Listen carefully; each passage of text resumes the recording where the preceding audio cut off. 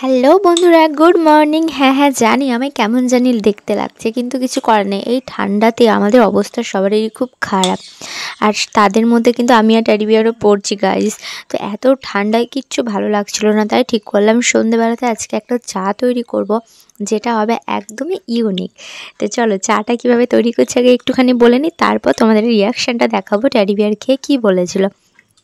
এখন দেখো কড়াই গরম করে তার মধ্যে চা আর চিনি দিয়ে ভালো করে মেল্ট করে নেবো। যতক্ষণ না চিনিটা মেল্ট হচ্ছে কন্টিনিউয়াসলি এরকম নেড়ে যেতে হবে, নইলে কিন্তু পোড়া লেগে যেতে পারে।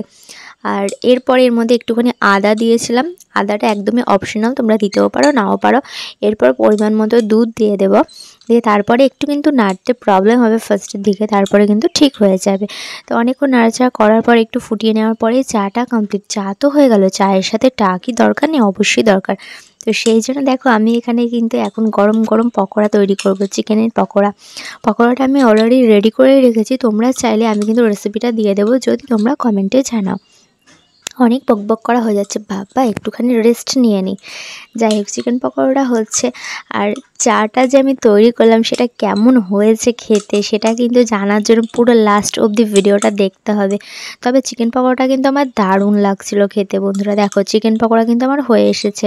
তো চলো ঝটপট পকোড়াগুলো এখন প্লেটে সাজিয়ে নিয়ে চলে যায় টেডি বিয়ারের কাছে, দেখি কি বলে আজও এরকম ধরনের চা খাওয়ার পরে। তো এরপরে দেখো আমি চিকেন পকোড়া সস আর চা নিয়ে চলে যাব সোজা টেডি বিয়ারের কাছে। সত্যি বলতে চাটা ফোটাতে ফোটাতে এতটাই বেশি ফুটিয়ে দিয়েছিলাম যে 1 কাপই হয়ে গিয়েছিল চাটা। তো যাই হোক, ফার্স্ট টাইম এরকম চা ট্রাই করব। সবার ফার্স্টে টেডি বিয়ারকে বললাম তুমি একটু চিকেন পকোড়া চা খেয়ে বলো তো কেমন হয়েছে। তো টেডি বিয়ার খাওয়ার পর সেরকমভাবে কোনো রিয়াকশন দেয়নি, তবে আমার কিন্তু মোটেও চাটা ভালো লাগেনি। তো চলো ব্লগটা ভালো লাগলো।